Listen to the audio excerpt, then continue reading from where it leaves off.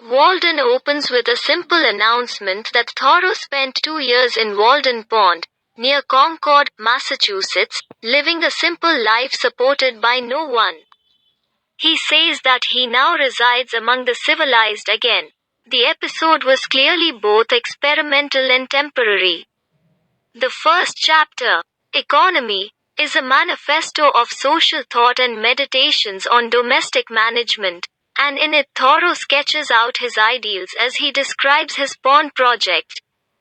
He devotes attention to the skepticism and wonderment with which townspeople had greeted news of his project, and he defends himself from their views that society is the only place to live.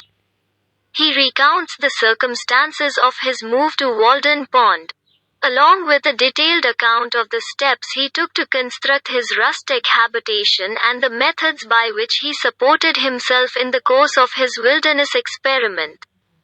It is a chapter full of facts, figures, and practical advice, but also offers big ideas about the claims of individualism versus social existence, all interspersed with evidence of scholarship and a propensity for humor.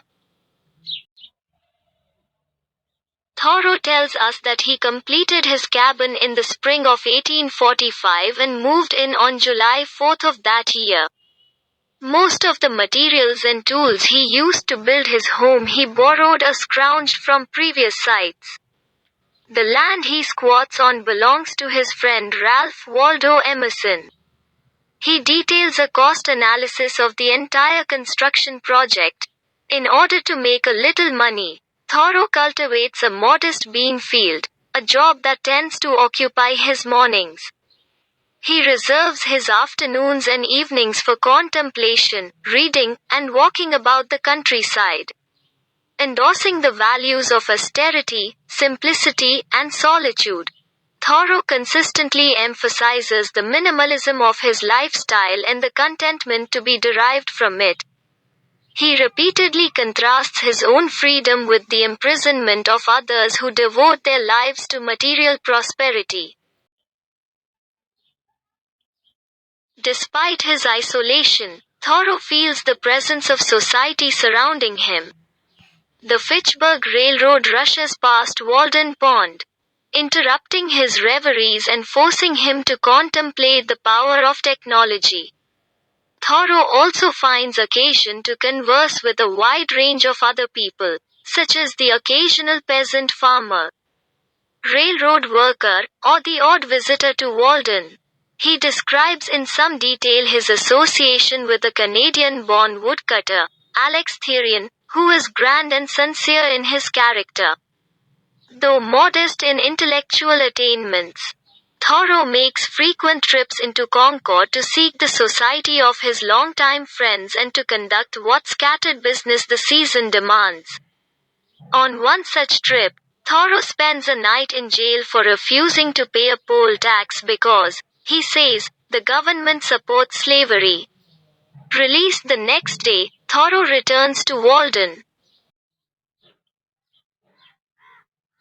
Thoreau devotes great attention to nature, the passing of the seasons, and the creatures with which he shares the woods.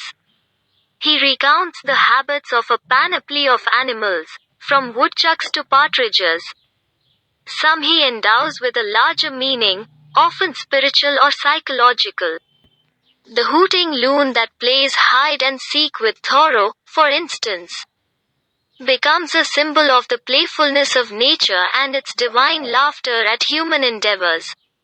Another example of animal symbolism is the full-fledged antwar that Thoreau stumbles upon, prompting him to meditate on human warfare. Thoreau's interest in animals is not exactly like the naturalists or zoologists. He does not observe and describe them neutrally and scientifically, but gives them a moral and philosophical significance, as if each has a distinctive lesson to teach him. As autumn turns to winter, Thoreau begins preparations for the arrival of the cold.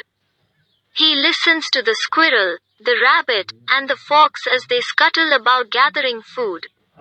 He watches the migrating birds, and welcomes the pests that infest his cabin as they escape the coming frosts. He prepares his walls with plaster to shut out the wind. By day he makes a study of the snow and ice, giving special attention to the mystic blue ice of Walden Pond. And by night he sits and listens to the wind as it whips and whistles outside his door.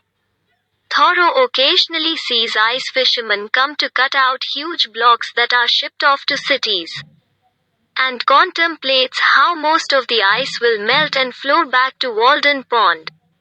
Occasionally Thoreau receives a visit from a friend like William Ellery Channing or Amos Bronson Alcott.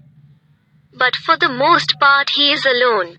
In one chapter, he conjures up visions of earlier residents of Walden Pond long dead and largely forgotten, including poor tradesmen and former slaves. Thoreau prefers to see himself in their company, rather than amid the cultivated and wealthy classes. As he becomes acquainted with Walden Pond and neighboring ponds, Thoreau wants to map their layout and measure their depths. Thoreau finds that Walden Pond is no more than 100 feet deep, thereby refuting common folk wisdom that it is bottomless. He meditates on the pond as a symbol of infinity that people need in their lives. Eventually winter gives way to spring, and with a huge crash and roar the ice of Walden Pond begins to melt and hit the shore.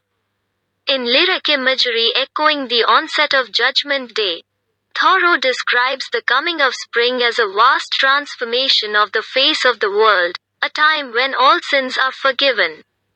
Thoreau announces that his project at the pond is over, and that he returned to civilized life on September 6, 1847. The revitalization of the landscape suggests the restoration of the full powers of the human soul.